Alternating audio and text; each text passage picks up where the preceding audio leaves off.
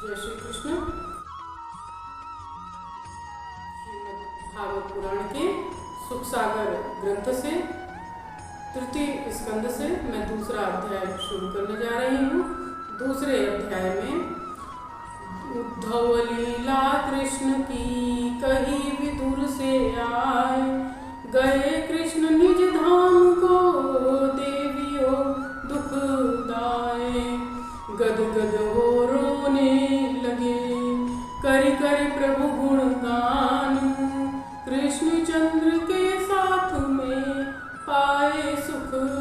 विदुर जी का अनेक प्रकार के प्रश्न करना तथा उद्धव जी का कृष्ण लीला वर्णन इस प्रसंग में किया गया है। श्री सुखदेव जी बोले, हे राजा परीक्षित, विदुर जी के इस प्रकार पूछने पर उद्धव जी को अपने परम पूज्य आराध्य देव भगवान श्री कृष्ण चंद्र जी का स्मरण हो आया।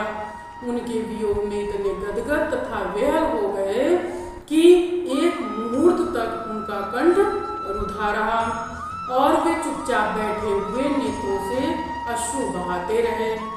तब अश्रु पोंछकर विदुर जी से इस प्रकार बोले। उद्धव जी बोले, हे विदुर जी, भगवान श्री कृष्णचंद्र रूपी सूर्य के अस्त हो जाने से सारे ग्रहों में अंधकार हो गया है। वे सब मृत सम हो गए हैं। मैं उनकी क्या कुशल सुनाऊं।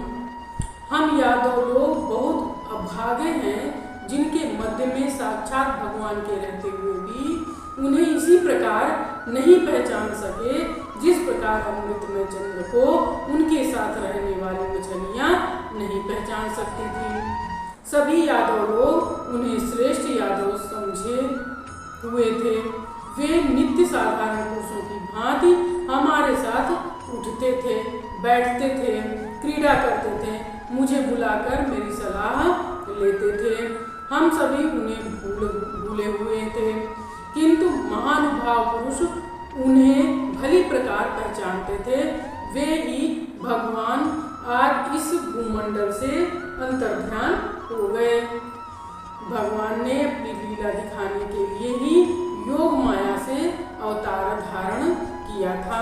अब वह लीला विग्रह समेट लिया। हे विदुर जी, मैं उनकी लीलाओं का क्या वर्णन करूं। मैं तो नित्य उन्हीं के साथ उनकी चरण सेवा में रहता था। उन्हीं चरणों की रज को मस्तक पर चढ़ाकर अपने को अहोभाग्य मानता था।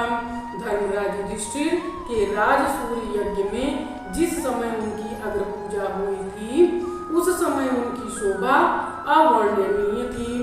संपूर्ण राजा लोगों की दृष्टि उन्हीं के मुखचंद्र पर गड़ गई थी। उनकी संपूर्ण लीलाएं अप्राकृतिक थी।